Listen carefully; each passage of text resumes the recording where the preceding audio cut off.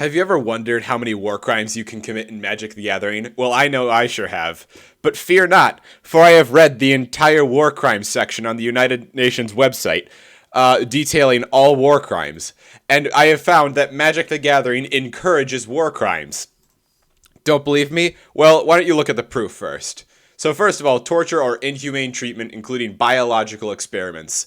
Well, there's literally a card in Magic the Gathering called torture. And I'm also going to count this one as committing outrages upon personal dignity, in particular humiliating and degrading treatment.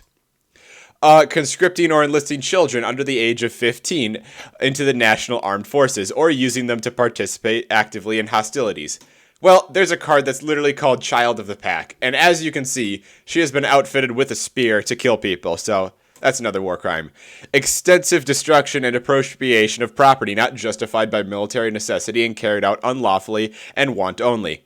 That's definitely Armageddon, destroy all lands. As a little side note, this one should be considered a real war crime if you play it in Commander. Compelling a prisoner of war or protected person to serve in the forces of a hostile power. That's by definition mind control, so... And I'm also going to count this one as compelling the nations of a hostile party to take part in operations of war declared against their own country, even if they were in the belligerent service before the commencement of the war. Next, we have taking of hostages. And there's a literal card called Hostage Taker, so I don't want to hear any arguments about this one. Subjecting persons who are in the power of an adverse party to physical mutilation or to medical or scientific experiments. That's Twisted Experiment. As you can see by the stat line, it can quite literally hurt the creature, and it's literally called an experiment, so yeah, that counts.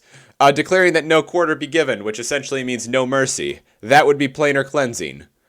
Employing poison or poisoned weapons. That would be Skitharix the Blight Dragon, who deals his damage to players in the form of poison counters, as you can clearly see, which is by definition a poison.